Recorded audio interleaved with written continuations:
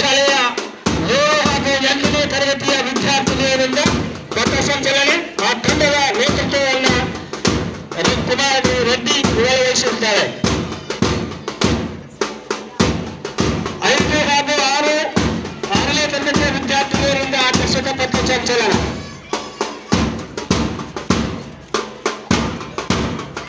ಅದರಂತೆ 6 ಹಾಗೂ 7ನೇ ತರಗತಿಯ ವಿದ್ಯಾರ್ಥಿಗಳಿಂದ ಪಥಸಂಚಲನೆ.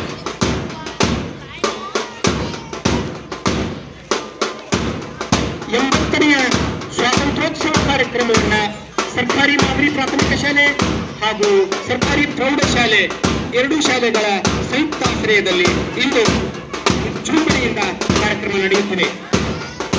ಅದರಲ್ಲೂ ಎರಡೂ ಶಾಲೆಗಳ ಮಕ್ಕಳು ತಮ್ಮದೇ ಆದಂತಹ ಯೂನಿಫಾರ್ಮ್ಗಳನ್ನು ತೊಟ್ಟು ಆಕರ್ಷಕವಾದಂತಹ ಪಥಸಂಚಲನವನ್ನು ನಡೆಸಿಕೊಡುತ್ತಿದ್ದಾರೆ.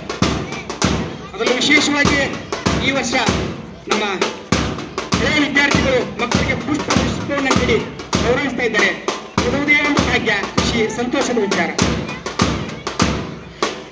ದೊಡ್ಡ ಮಕ್ಕಳಿಂದ ಗ್ರಾಮದ ಗಣ್ಯ ಮಾನ್ಯರಿಗೆ ಪಥಸಂಚಲನೆಯ ಮೂಲಕ ಧ್ವಜವಂದನೆಯನ್ನ ಸಲ್ಲಿಸ್ತಾ ಇದ್ದಾರೆ. ಗಣ್ಯಮಾನ್ಯರು ಮಕ್ಕಳಿಂದ ಧ್ವಜವಂದನೆಯನ್ನ ಸ್ವೀಕರಿಸಿದ್ದಾರೆ.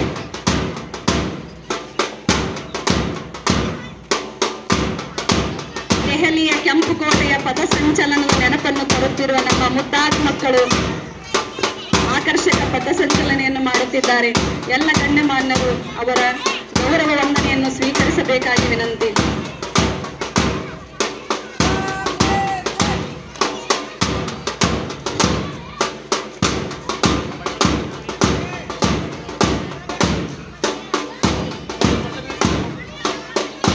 ಸರ್ಕಾರಿ ಮಾದರಿ ಪ್ರಾಥಮಿಕ ಶಾಲೆ ಬುದ್ಧಿಪಿಎಂ ಹಾಗೂ ಸರ್ಕಾರಿ ಪ್ರೌಢಶಾಲೆ ಬುದ್ಧಿಪಿಎಂ ಎಲ್ಲ ಮಕ್ಕಳು ತಮ್ಮ ತಂಡದ ನಾಯಕರೊಂದಿಗೆ ಆಕರ್ಷಕ ಪಥಸಂಚಲನದಲ್ಲಿ ಭಾಗಿಯಾಗುತ್ತಿದ್ದಾರೆ.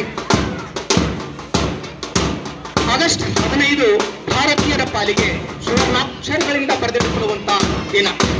ರಾಷ್ಟ್ರೀಯ ಹಬ್ಬಗಳಲ್ಲಿ ಒಂದಾಗಿರುವಂತಹ ಈ ದಿನವನ್ನ ಸರ್ವರು ಕೂಡ ತನ್ನ ಮನದಿಂದ ಖುಷಿಯಾಗಿ ಸಂತೋಷದಿಂದ ವಿಜೃಂಭಣೆಯಿಂದ ಆಚರಿಸಬೇಕಾಗಿ ವಿನಂತಿಸ್ತೀನಿ.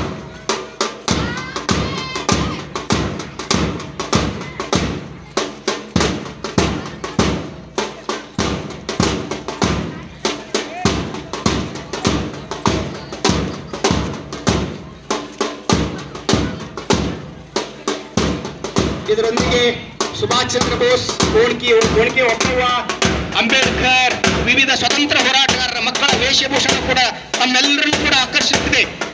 ಅವರನ್ನ ರೆಡಿ ಮಾಡಿರುವಂತಹ ಎಲ್ಲ ಮಾತರಿಗೂ ಕೂಡ ಅನಂತ ಧನ್ಯವಾದ ಅರ್ಪಿಸ್ತೀನಿ.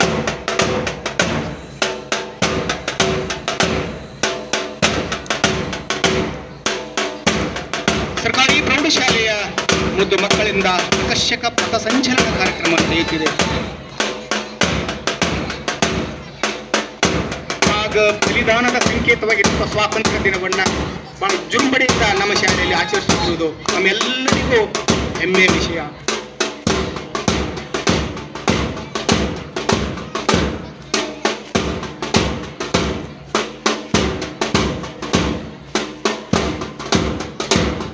ಸರ್ವರ ಕಣ್ಮನ ಸೆಳೆಯುವಂತಹ ಆಕರ್ಷಕ ಪಥಸಂಚಲನದಲ್ಲಿ ಭಾಗಿಯಾದ ನಮ್ಮ ಮುದ್ದು ಮಕ್ಕಳಿಗೆ ಜೋರಾಗಿ ಒಮ್ಮೆ ಚಪ್ಪಾಳೆ ತಟ್ಟುವುದರ ಮೂಲಕ ಪ್ರೋತ್ಸಾಹಿಸೋಣ.